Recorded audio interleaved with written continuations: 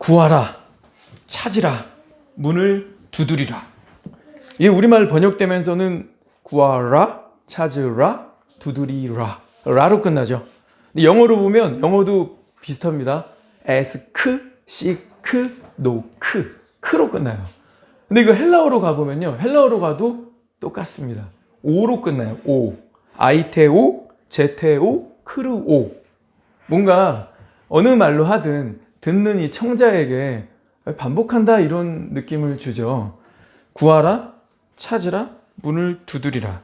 이게 세 가지 다른 이미지로서 우리에게 명령형으로 주어졌지만요, 이미지만 다를 뿐 사실 전달하려고 하는 메시지는 동일하죠.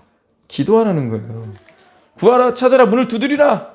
끊임없이 우리에게 하나님은 습관적인 태도로 반복해서 이거 할 것을 명령하시는 겁니다. 구하라, 찾으라, 문을 두드리라. 셋 다 현재형이고요, 능동태고요, 명령법 동사예요. 세 개가 다 동일합니다. 현재형이니까 뭐예요? 오늘 해야 되는 거예요. 어제 했다고 끝나는 게 아니에요. 내일이 되면 뭐죠? 내일이 오늘인 거잖아요. 내일도 해야 되는 거예요. 주님 오시기 전까지 우리가 현재로서 구하고 찾고 두드리는 걸 계속해야 되는 겁니다. 근데 능동태예요. 누가 시켜서 해야 되는 게 아니고요, 자원해서 의지적으로 내가 해야 되는 겁니다. 그리스도인이라면 할만하지, 그리스도인이라면 저렇게 살아야지, 괜찮은 그리스도인의 삶의 양식이지, 이런 탁상공론하지 말고 내가 해야 되는 겁니다. 내가.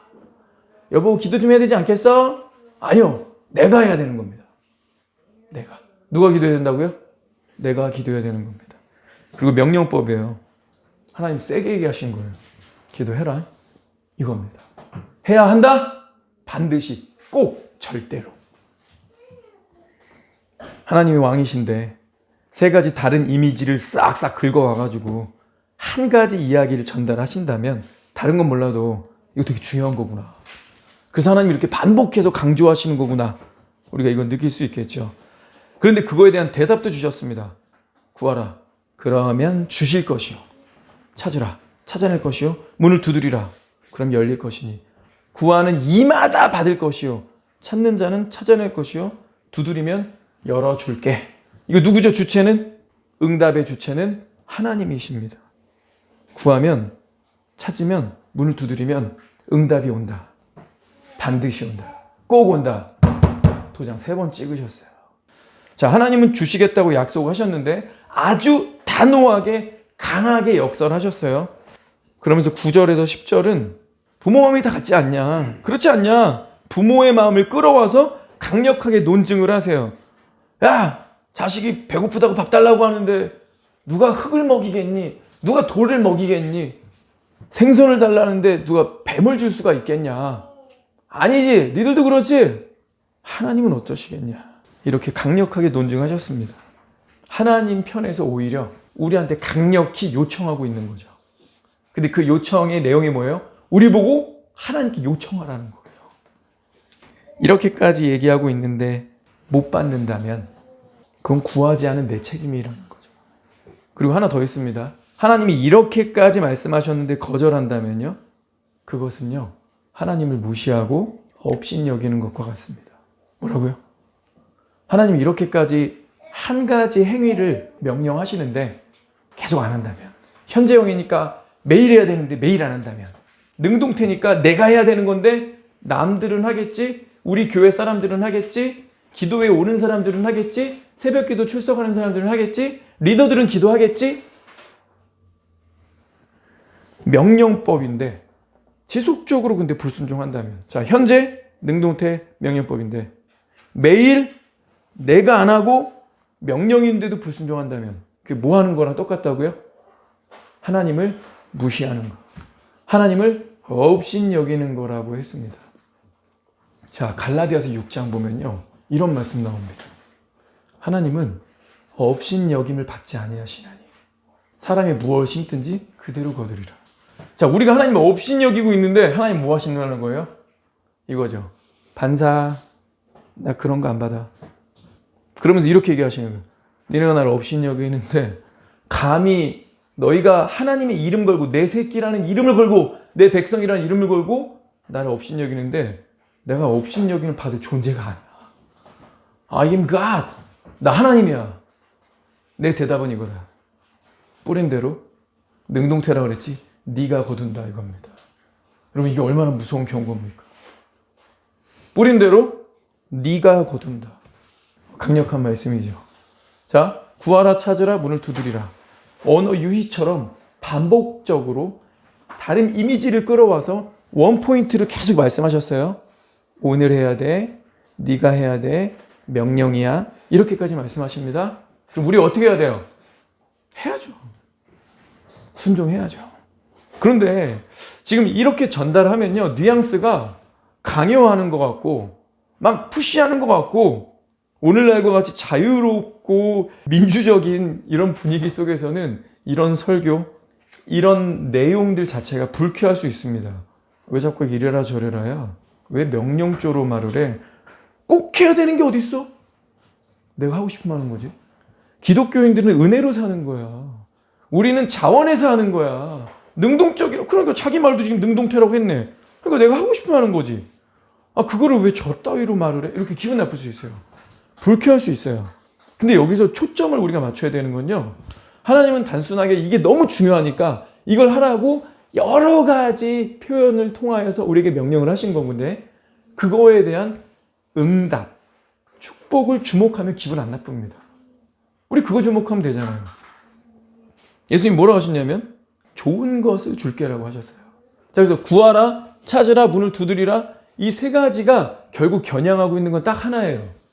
좋은 것 받게 해줄게. 그럼 이제 명령법이 불쾌하지 않죠. 능동태가 화나지 않죠. 갑자기 현재 능동태 명령법이 기분이 안 나빠요. 왜냐하면 하나님이 좋은 것을 겨냥하셨거든요. 딱 이거 하면 좋은 것을 줄게. 자, 하나님이 좋은 것이라고 말씀하셨어요. 궁금해지죠? 좋은 게 뭘까? 구해볼까? 찾고 두드려볼까? 기도하되 반복하고 기도하되 간절히 요청하고 기도하되 될 때까지 매달리면 하나님이 주시겠다고 했는데 이 좋은 거 뭘까? 자, 그래서 우리가 이런 의심이 생길 수도 있어요. 하나님은 분명 좋은 것이라고 했는데 그게 내가 보기에도 좋은 걸까? 우리 청년 시절에 얼마나 이런 의심에 휩싸여 삽니까? 아, 내가 주를 위해서 살겠다라고 함부로 말하지 않아야겠다. 혹시 주님이 다 버리고 선교 나가라 하시면 어떡하지? 뭐 이런 우려들. 하나님이 자기 이름을 걸고 이렇게까지 역설을 하셨는데 좋아도 아주 좋은 거니까 이렇게 단언할 수 있는 거겠죠. 자신감이 있으니까. 그러니 우리가 믿어도 됩니다. 구해서 받게 될 그것은 확실히 좋은 겁니다. 자, 그런데 주님은 이 좋은 것의 정체를 드러내셨어요. 이 마태복음에서는 좋은 것을 주겠다라고만 말씀하셨는데 평행 본문 있죠. 누가복음 11장 1절 예수께서 한 곳에서 기도하시고 마치심에 제자 중 하나가 여짜오되 주여 요한이 자기 제자들에게 기도를 가르친 것 같이 우리에게도 가르쳐 주옵소서. 13절까지 그래서 기도에 대한 가르침을 주시는 거예요. 근데 1절에서 4절은 주기도문이라고 하는 기도를 가르치셨고요. 근데 5절에서 8절 기도를 어떻게 해야 되는지를 얘기해 주는 겁니다. 또 이르시되 기도에 대한 얘기를 또 하시겠다는 거죠. 또 이르시되 너희 중에 누가 벗이 있는데 밤중에 그에게 가서 말하기를 벗이여 친구야 떡 세 댕이를 내게 구워주라. 내 벗이 내 친구가 여행 중에 왔는데 내가 먹을 곳이 없노라. 그러면 그가 안에서 대답하여 이르되 나를 괴롭게 하지 말라. 문이 이미 닫혔고 아이들이 나와 함께 침실에 누웠으니 일어나 내게 줄 수가 없노라. 하겠느냐? 내가 너희에게 말하노니 비록 벗됨으로 인하여서는 일어나서 주지 아니할지라도 그 간청함으로 일어나 그 요구대로 주리라. 자, 또 이르시되 하면서 5절에서 8절까지 한 가지 이야기 하셨죠? 친구라서 주는 게 아니야. 간청했기 때문에 주는 거야. 이렇게 결론을 내셨어요. 간청함이라고 번역된 건 너무 부드럽게 의역이 됐어요. 원래 이 단어 영어로는 persistence입니다. persistent. persist가 고집한다 이런 뜻이죠. 고집한다. 그래서 이 현대인의 성경과 표준세 번역은 끈질기게 졸라대다 이렇게 번역했습니다. 친구라서 주는 게 아니라 끈질기게 졸라대니까 일어나서 그 요구대로 주리라. 이 당시 대부분 사람들은 거실 따로, 주방 따로, 안방, 작은 방, 중간 방 뭐 이런 거 없어요. 그냥 통짜로 되어 있는 그냥 일반 서민입니다. 그러니 애들이 같이 누웠잖아요. 여기 써 있죠? 애들하고 나하고 지금 같이 누워서 자려고. 근데 문을 두드리면 어떡해? 애들도 다 깨잖아. 우린 거실 구분 안 돼 있어. 아이 집 애들까지 다 끼우면 어떻게 해. 근데 너 나올 때까지 너 세 덩이 줘야 돼. 나 집에 안 나. 너밖에 없어. 계속 두들겨. 그럼 문 닫았고 애들 깨는데 이 밤중에 무슨 이 민폐야. 그냥 가. 나 안 갈 거야. 계속 두드리는 거야.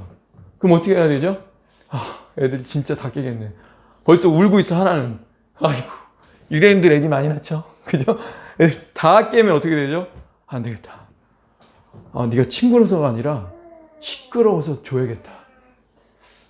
예수님 비유 되게 좀 그렇죠. 우린 좀 교양이 있는 비유를 들고 싶은데 선물 세트 사 들고 몇 번 와서 얘기하고 이렇게 딜을 치는 좀 이런 느낌의 이미지가 교양 있어 보이는데 되게 무례해 보이죠. 그리고 실제로 간청함을 영어로는 퍼시스트라고 번역을 했는데 이게 실제 단어의 의미는 문자적으로는 고집스러운데 뻔뻔한데 심지어 파렴치하다는 의미도 갖고 있습니다. 고집스러운데 파렴치할 정도로 뻔뻔하게 줄 때까지 안 가. 이런 뜻이에요. 예수님이 일단 확실해졌어요. 예수님은 교양 있게 얘기하신 게 아니에요. 우리가 느끼는 소위 말하는 그 교양. 그게 아니라 고집스럽게 인내하면서 끈기 있게 반복적으로 강청하면 준다. 강청함 때문에 요구대로 주리라.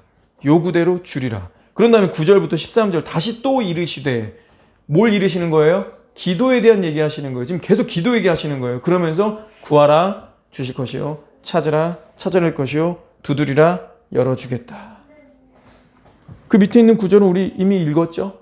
마태복음이랑 똑같죠? 자, 근데 13절에서 좋은 것이 뭔지 베일을 열었습니다.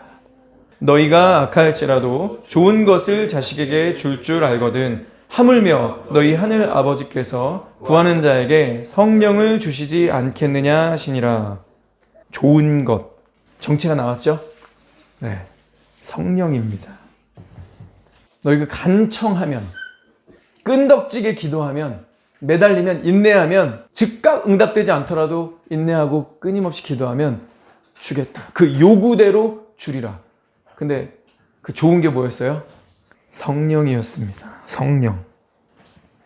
하나님 자신을 주겠다고 하신 겁니다. 자, 하나님이 자신을 주겠다, 성령을 주겠다고 약속하셨는데 이게 무슨 의미일까요? 마태복음 8장에서는요. 예수님이 이렇게 얘기를 하셨어요. 예수께서 이르시되 여우도 굴이 있고 공중에 새도 거처가 있으되 인자는 머리둘 곳이 없도다. 내가 머무를 곳이 없구나. 이런 얘기를 하셨는데 요한복음 14장 가면 예수님이 이 비슷한 표현, 거처. 야, 다들 거처가 있지. 공중에 새도, 여우도 굴이 있는데 나는 거처가 없어. 거처 없다고 하신 예수님이 이런 얘기를 하세요. 요한복음 14장 23절. 예수께서 대답하여 이르시되 사람이 나를 사랑하면 내 말을 지키리니 내 아버지께서 그를 사랑하실 것이요. 우리가. 자, 지금 우리가라 그랬어요. 여기서 우리는 누굴까요? 아버지와 예수 그리스도죠. 그러니까 아버지 하나님과 예수 그리스도께서 그에게 가서 거처를 함께 하리라. 자, 예수님이 자기에게는 거처가 없으시다고 하셨는데 자기의 말을 순종하는 사람을 발견하면 아버지 하나님을 끌고 자기도 그 사람 안으로 가서 거처를 함께 하시겠대요. 이게 성령 받는 거죠. 그러면서 요한복음 그 14장 뒤에 뭐라고 나오냐면 내 아버지께서 내 이름으로 보내실 성령, 보혜사, 그가 너에게 오실 것이다. 삼위일체가 내 안에 오셔서 거처를 함께 하신다는 겁니다. 그러니 하나님이 성령을 주시겠다. 간청하는 사람, 끈질기게 기도하는 사람에게 성령을 주시겠다. 하나님과 동행한다는 얘기죠. 주님과 교제한다는 얘기입니다. 거룩하게 살고 하나님이 책임지시는 삶, 하나님이 인도하시는 복된 삶이 된다는 겁니다. 질문. 하나님이 인도하시는데 구렁텅이에 빠질까요? 하나님이 책임지시는데 먹고 살 걱정해도 될까요? 하나님이 동행하시는데 부족한 게 있을까요?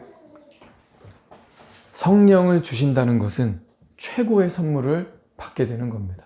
그거 외에 다른 거 필요 없다. 다른 거 필요 없다. 자, 이쯤 되면 저와 여러분이 약간 불편해질 수도 있어요. 이게 익숙치 않거든요. 자, 이 메시지가 뭐냐면 하나님께서 반복, 강조, 힘주어 역사를 하시면서 강청해라. 그럼 뭐 주신다고요? 성령. 이거 익숙치가 않아요. 우리가 지금껏 살면서 성령을 달라고 기도한 적 있습니까?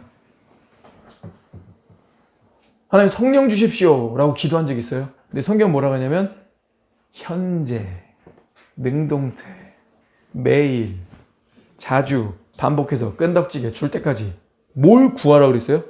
성령. 그러니까 이게 우리한테 낯선다니까요. 저와 여러분이 지금껏 기도하면서 성령 달라고 기도한 적 있어요? 지독하리만치 기도 안 하는 게 내 습관 아닙니까?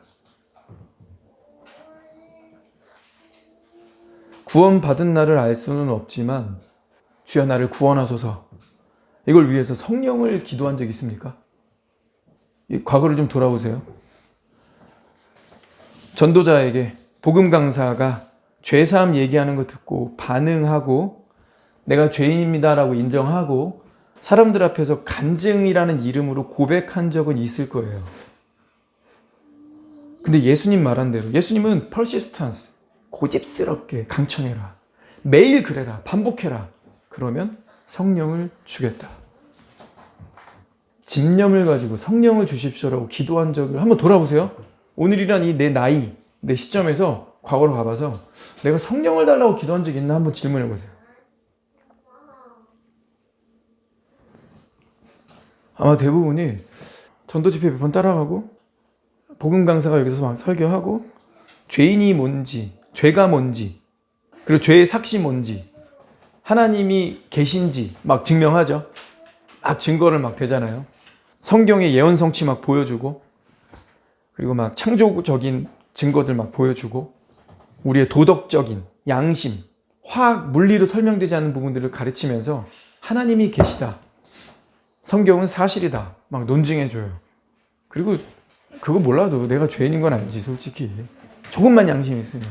그러니까 내가 죄사함은 받아야겠다, 혹시라도 죽었는데 지옥이 있으면, 하나님의 심판이 있으면 깨름칙하지, 뭔가 믿어야겠다, 이런 정도의 지적 이해와 지적 동의가 굴러갈 수는 있어요. 근데 중요한 게 뭐냐면 성령을 달라고 기도한 적이 있냐고요.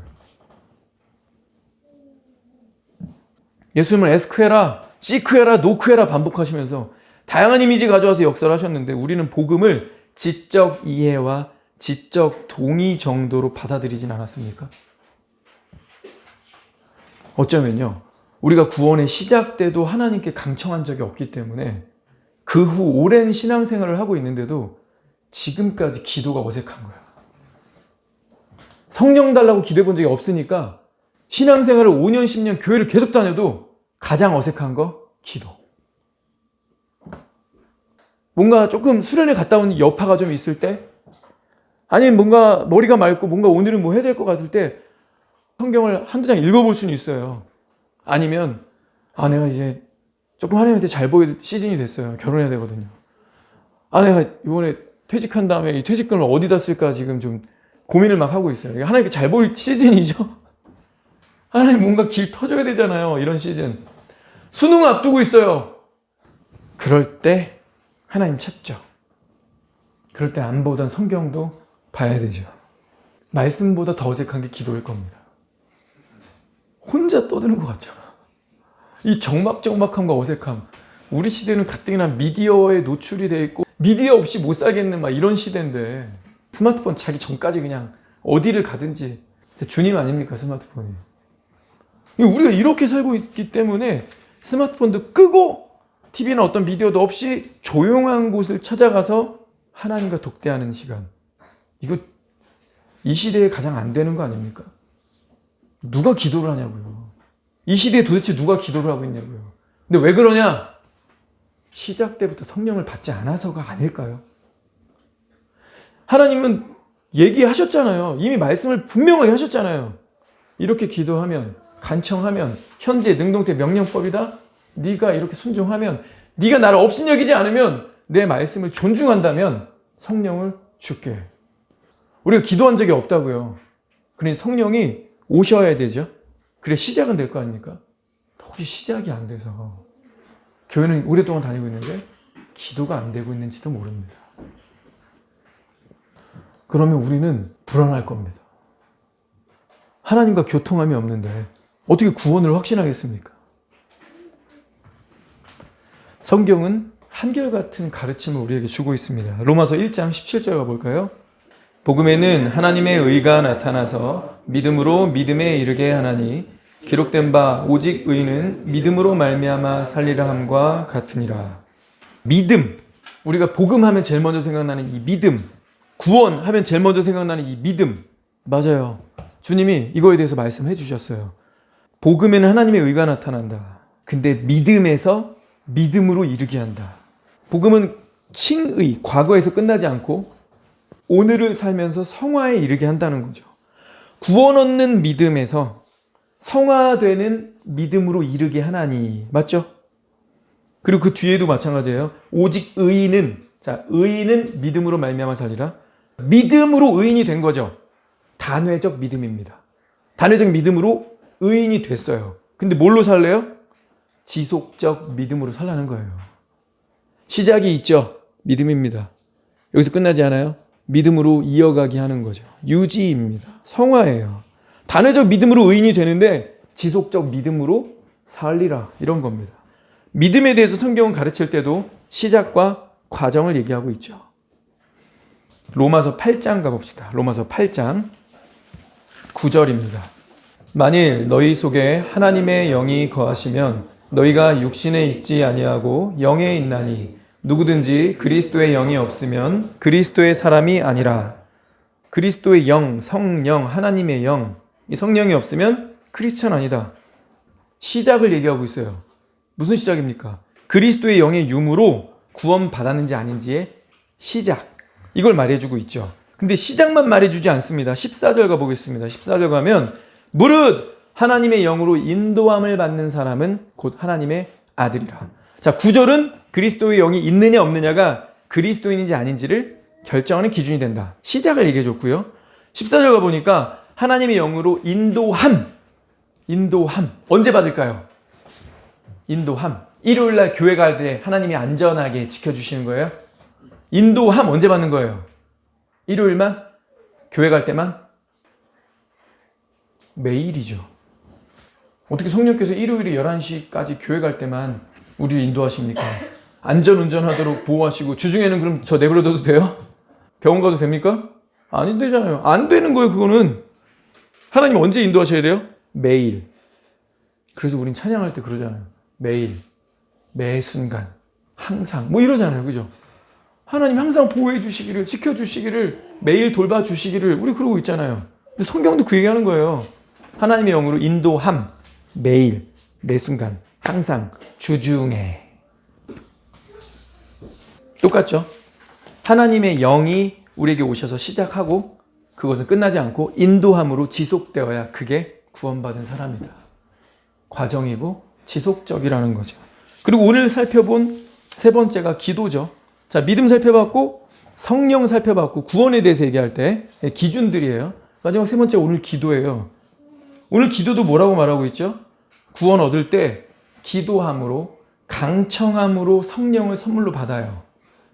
좋은 거 주신다고 했잖아요. 성령을 선물로 받아요. 근데 끝이 아니죠? 구원받은 이후에도 기도함으로 반복함으로 계속해서 성령 충만해서 살아가는 겁니다. 이게 크리스찬인 거예요. 혹시 믿음은 가지고 있다고 말하는데 기도가 없지 않습니까?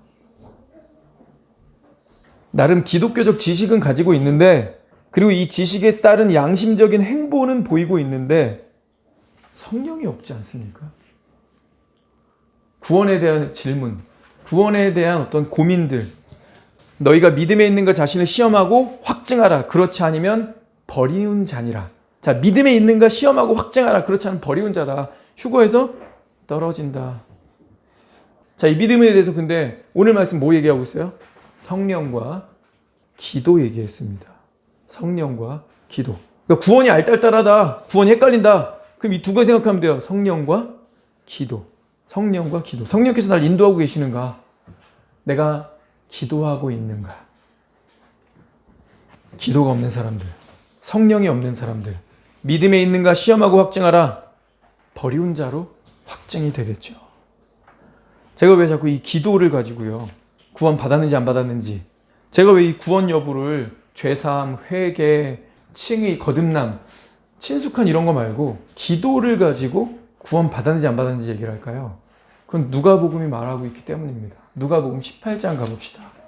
예수님이 이 세대, 말세를 살아가는 세대를 향해서 특별히 주신 경고 때문입니다. 특별히 주신 예언 때문이에요. 이건 예언입니다. 예언. 1절에 예수께서 그들에게 항상 기도하고 낙심하지 말아야 할 것을 비유로 말씀하여 이르시되, 시작할 때 뭐였어요? 항상 기도할 것을 말씀하시려고 이 비유하신 거죠? 근데 교회 다니는 사람들이요, 이거 되게 불쾌하고 되게 이걸로 갖다 변호 많이 합니다. 변호라고 주신 것 같진 않은데, 우리 데살로니가전서 5장에 가보면 항상 기뻐하라. 어떻게 항상 기뻐합니까? 기쁜 일이 생겨야지. 좋은 일을 그럼 좀 주시든지. 그래요. 쉬지 말고 기도하라. 그러면 예수쟁이들은 전부 수도원 들어가가지고 하루 종일 기도만 하고 공연불 외웁니까? 공연불 외우라고 하진 않았어요. 기도하라 그랬지. 다 수도원 들어갈까요? 그럼 천국 가는 겁니까? 근데 이렇게 대답할 수 있어요. 수도원 들어가도 계속 기도 못합니다. 밥 먹고 응가는 해야 될 거 아니에요. 잠은 자야 될 거 아니에요. 낮 시간 동안 계속 공연불 오듯이 기도 막 중원본 했던 거를 잘 때도 틀어놓고 자면서도 기도하고 있으면 이럴 거예요? 그런 얘기 아니죠. 범사에 감사하라? 감사할 일이 있어야 감사를 하죠. 이상해요. 좀 이상해. 하나님은 그리스도인들을 향해서 분명히 말씀을 주신 건데, 정작 그리스도인들, 이 성경을 그나마 읽고 이거를 조금 생각해 볼 수 있는 여지가 있는 이 기독교인들이 그 말씀에 대해서 항변하고 있어요. 어떻게 그럴 수가 있습니까? 말이 됩니까 그게? 그건 그냥 그러면 참 좋지 않겠냐라는 뭐 이렇게 권면이고, 하나의 이상을 그냥 이렇게 종교 경전이니까 제시한 게 아닐까요? 우리 의역합시다 막 이러는. 바울은 근데 뜨신 밥 먹고 헛소리 할 사람 아닙니다. 그 똑똑한 사람이. 항상 기뻐하라. 그 비유 아니에요. 쉬지 말고 기도하라. 은유 아니에요. 범사에 감사하라? 그러면 좋고, 기독교인의 하나의 이상이다, 롤모델이다, 그런 얘기 한 적 없어요. 그냥 그렇게 하라 그랬어요. 명령법으로. 그 우리가 자꾸 토달고 항변하고 의역하고 그래야 될까요? 예수님도 그러시네요. 바울뿐만 아니라 항상 기도하고. 그러면 항상 기도했으니까 낙심도 어떻게 해야 돼요? 항상 낙심하지 말아야 되는 거예요. 항상에 붙어 있어요. 자, 이 얘기를 하시고 나서요, 이 비유가 끝날 때 이렇게 얘기하죠. 7절에 하물며 하나님께서 밤낮 부르짖는 택하신 자들의 원한을 풀어주지 아니하시겠느냐, 그들에게 오래 참으시겠느냐, 속히 원한을 풀어주시리라. 항상 기도하고 낙심하지 말아야 할 것, 그거에 대한 하나님의 신적 응답은 뭡니까? 듣고 있다. 그리고 응답할 거다. 그러니까 우리는 어떻게 항상 기도할 수 있습니까? 이렇게 항변할 게 아니라 그냥 이 말씀이 어떤 의미일까? 내가 어떻게 더 깨어서 항상 기도할 수 있을까? 내가 하나님과 동행할 수 있을까? 이거 고민하면요, 대답이 뭐예요? 원한을 풀어주겠다. 반드시 속히 응답한다. 그러니까 우리가 앞에 거가 이해가 안 되고 앞에 거가 말도 안 된다 이렇게 항변할 것 같으면 뒤에를 보세요. 우리는 하나님의 응답을 생각하면 돼요. 아까도 구하라, 찾으라, 문을 두드리라 했을 때 좋은 것, 이거 주목하면 된다 그랬죠? 원한을 풀어주시리라 했어요. 자, 근데 이게 우리 세대를 향한 예언이고 우리 세대를 향한 경고라고 했어요. 왜냐하면 그러나가 붙었죠. 인자가 올 때 세상에서 믿음을 보겠느냐. 자, 예수님이 붙여놨잖아요. 믿음이란 기도를. 너희 자신이 믿음에 있는가 시험하고 확증하라. 그렇지 않으면 버리운 자니라. 이 믿음. 근데 예수님이 이 믿음을 어디다 붙였어요? 항상 기도. 그걸 붙여놨잖아요. 그러니까 우리가 말세를 살아가는 시대라면, 우리 세대가 주님이 정말 주님이 오시기가 임박한 시즌이라면 우리가 뭘로 나의 믿음을 점검해야 됩니까? 기도입니다. 이건 우리 세대를 위한 거예요. 인자가 오실 때 믿음을 찾을 수 있을까? 믿음을 얘기하는 교인들에게서 기도하는 자를 찾을 수 있을까? 교회 다들 오래 다니셨죠? 아마 주변 지인들도 불신자보다는 아마도 교회 다니는 친구들이 더 많으실 것 같은데, 우리 가만히 한번 조용히 한번 생각해 봅시다. 과연 이 세대에 기독교인이라고 하는 사람 중에서 몇이나 기도하고 있을까요? 몇 명이나 기도하고 있을까요? 몇 명이나? 이게 질문이 조금 몇 명? 누구 떠올려야 되지? 이러면 언제라고 질문을 바꿔보세요. 내 지금 딱 떠오르는 걔가 기독교인인데 그 형이, 언니가, 동생이 혹은 어르신이 기독교인인데 언제 기도하시지? 언제? 말씀 언제 봅니까? 라고 질문하면 답이 나온다니까요. 기도 언제 합니까? 질문하면 대충 감이 오거든요. 이게 조금 헷갈리고 내가 함부로 남을 판단하는 것 같다 싶으면 나를 보면 돼요. 나. 한옥 목사님이 그런 예를 드시더라고요. 우리가 자기는 느슨하게, 자기 자신은 느슨하게 재단하고 남에 대해서는 빳빳하게 판단한대요. 그래서 자기 모습을 계속 못 본다는 거죠. 그래서 자기 모습 보고 싶으면 쉽다. 내 일을 남의 일이라고 생각해보고 내 일을 한번 생각해봐라. 그럼 내 일이 객관적으로 보이고 이거 개선해야 되겠네. 이거 솔직히 누가 봐도 비호감이네. 이거 누가 좋아하겠어. 고쳐야지. 뭐 이렇게 볼 수 있다는 거예요. 남의 문제라고 생각하면 객관적이고 냉정하고 그 문제가 제대로 보인다는 거죠. 한번 생각해 보세요. 내가 언제 기도하는지.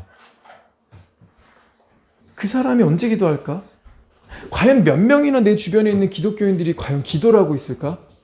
성경에 손을 얹고 대답해 보면 예수님은 내가 올 때 그 시즌에 기도하는 사람을 찾을 수 있겠니? 예수님이 말씀을 이렇게 마무리 지으시면 기분이 나쁘죠. 정말 격려하고 위로하고 도전하고 막 비전을 제시하고 이러면서 했는데 어떻게 말씀을 찾을 수 있겠냐? 이거 뭐야 이거 기분 나쁘게. 과연 이 시대에 몇 명이나 언제 기도하고 있냐고요. 예수님은 아마도 없을 거라는 거예요. 과연 말세인 이 시대를 살아가고 있는 기독교인 중에서 나 포함 몇 명이나 누가 언제 기도하고 있습니까? 예수께서 인정하시는 믿음은 항상 기도하는 자인데 누가 믿음을 말하면서 기도하냐고. 기도하지 않고 있다면 적어도 재림 시즌만큼은 어떻다는 거예요? 그 사람 믿음 가짜일 것이다. 그러면 오늘 우리가 해야 될 건 분명합니다. 하나님 내게 성령 주십시오. 하나님 내 안에 이미 들어오셔서 거주하고 계심을 믿습니다라고 확신하는 사람들이 있습니까? 그럼 이제 성령 충만해져야 돼요. 차는 사놓고 기름을 안 넣어가지고 계속 집에 차고지에 넣고 있는 사람 좀 이상하죠? 그거 왜 산 거야 그거 차? 차 이때문에 차 굴려야 될 거 아니야. 성령님 이때문에. 근데 성령과 상관없이 살아가. 성령의 인도함을 받는 자가 하나님의 아들이라 했는데 성령은 있다라고 막 주장하는데 막 나는 확실하니까 건들지 마세요. 나는 알아서 합니다. 나는 구원은 받은 거 맞아요. 막 이러는데 성령의 인도함과는 별개로 살아요. 휴거가 뭐가 답이라고요? 동행이 답이다. 휴거는 동행이 답이다. 오늘 우리가 오늘부터 지금 이 순간부터 기도합시다. 하나님 내게 성령을 주십시오. 내가 강청합니다. 내가 진짜 고집스럽게 기도하랍니다. 주여 내게 성령 주십시오. 그리고 우리 가운데서 혹시 나는 정말 그래도 구원만큼은 아무리 의심하고 의심해봐도 더 이상 의심할 수 없다. 확신하는 분 계시다면 그분도 똑같아요. 그분도 기도해야 돼요. 현재 능동태니까. 우리 오늘 지금 기도합시다. 성령 달라고 우리 자기 목소리 좀 기도해 봅시다.